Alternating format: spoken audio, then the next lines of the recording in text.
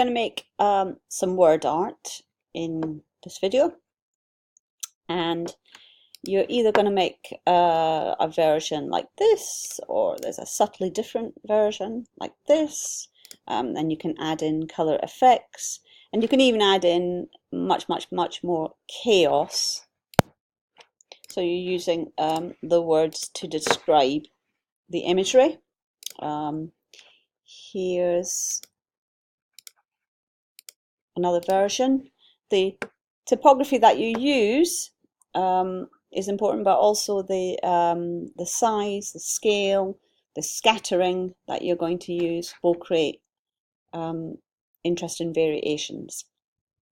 Essentially, you're going to create a brush which you can control or you can allow to get out of control. And we're going to start off by creating a sort of grey tone version of this guy's face.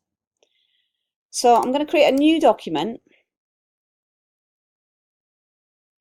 and let's just make it A4. I'm going to pull in my JPEG. First thing I'll need to do is to rasterize it, and then we can start working with it. So I've made a little block of text. You might want to experiment with the actual font itself. I'm going to vary in size later, so I just need a recording of this as a brush, and the brush is going to do all the work later on. So initially what I'm going to do is rectangle around the shape, or command click the text over here to select the text. And what I do need to do is to turn off the background if I do it this way, and I'm going to create a brush. So define brush preset, let's just call it text, and then that brush will be selected at the moment in my brush tool, and I can affect the brush later on. So let's just deselect it. So I'm going to forget about my brush for the moment and move on to this image here. In fact, I can delete this now that I've made the brush, but I'll leave it for the moment. We're going to change this image into a sort of silvery grey image. We need two tones, but I don't really want whites. I just want darks and greys. So I'm going to ask it to select color range, and we're going to ask it to look at shadows only. So it's only going to look at the darker areas. You can increase or decrease the range. So if you wanted to add a little bit more in, you might want to do that. I'm kind of going to leave it as default. And then I'm going to say OK. And we want to copy and paste that into a separate layer. So I'm going to say Command J, which does exactly that.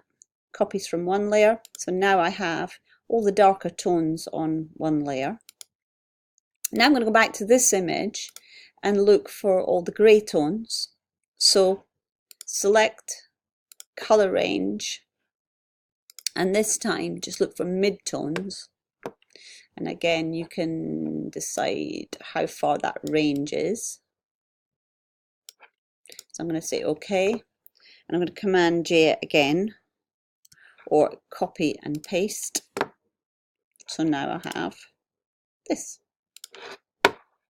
So you can actually get some quite interesting images, and of course you put a background in, you're going to get all sorts of things happening. But what we want to do is we want to replace this with black and grey. So the dark tones with black and the grey tones with grey. So I'm going to say Edit, Fill, and I'm going to fill the grey tones with 50% grey. I'm going to make sure that Preserve Transparency is switched on. That means it's going to, if I just turn the background off, you can see it's transparent. In the copy and paste, we've just picked up the pixels which are mid-tones. So those are the only pixels I want. If I don't do that, then it will fill everything. So if I untick that and say 50% grey, it does the whole thing. So that's not much use to me. Edit, fill, preserve transparency, 50% grey. So again, you get some really interesting variations. You might want to clean things up. I may not want to have, you know, he's got this very determined line across his forehead. You might want to get rid of things like that as well. Just use your eraser tool. So this one, we're going to do the same. Edit, fill, but this time blacks. Preserve transparency, very important. So again, we get a really nice half drawing of his face. Put the two together. I think I do want to remove that line. It's annoying me. So I'm just going to take my eraser tool and just get rid of it. Something like that. And clean up anything else that you might want to. Then I'm going to take both of these. Don't forget, you know, when you're doing something like this, take screen grabs so you've got a record of how you're doing it. You don't need to guide us through it step by step, but it just means that you've got a sequence to show. I'm going to take both those layers and I'm going to merge them together. So let's go layer, merge the two selected layers. Now, we need to generate some text, so I'm going to go back to that brush. We can get rid of this block of text, but we need a fresh layer to do the actual text in. I'm going to go back to the brushes and think about how I want to affect my brush in the brush settings. So, first of all, make sure I've got my text selected. You might want to choose the colour of your text. I'm just going to go with black for the moment. And in your brush tip shape, you need to add in some spacing. Now, this means that I can either activate it with a single click, or I can add in some shape dynamics and scattering and let the brush throw the script about.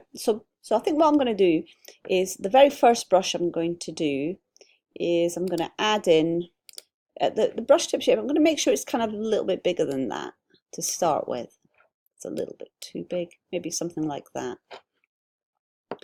And then in brush tip shapes, I'm going to ask it to size jitter.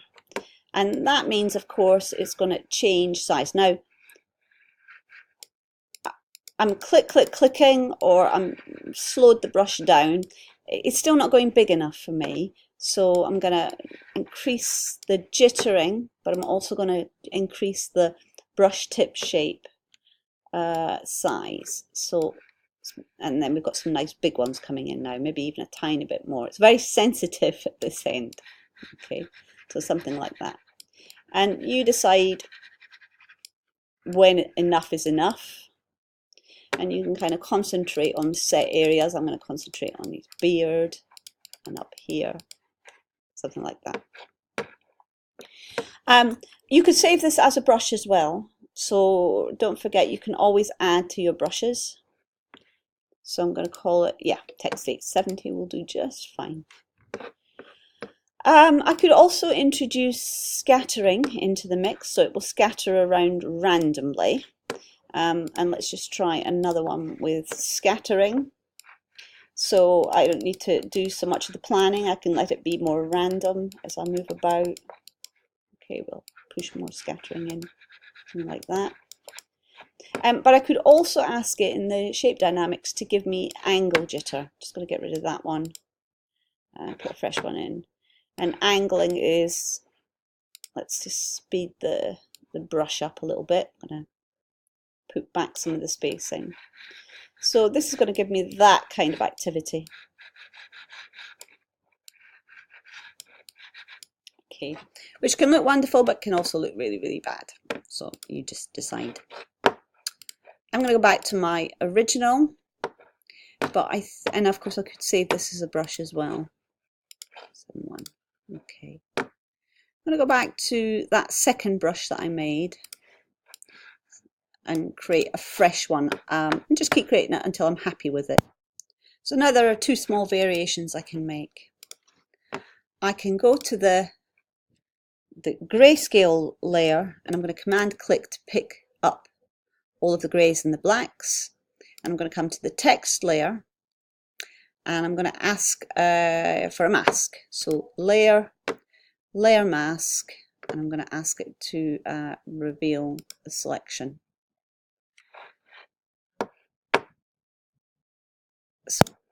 So if I turn off this bottom layer now, you'll see everything has been replaced by the text. The alternate version is to actually just pick up the text. So I'm command clicking the text, and then I'm going back to the image layer, and I'm placing a mask on the image. That allows the greys and the blacks of the image to create strength throughout as well. So the first way, you just completely replace everything. The second version, you're allowing the greys and the blacks to come through.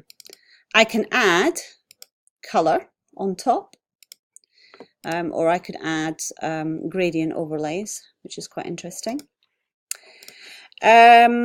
You can also, let's just go back to this chaos version, and you might want to try a similar sort of thing there. So I'm just going to pick up, command click the face, and do the same kind of effect up here, where I'm going to place a mask. So now I have a different sort of version. I quite like the rigid ones, but the chaotic one's quite interesting too. And likewise, you might look at gradient or color overlay and so on. Maybe even play around with things like shadows and so on.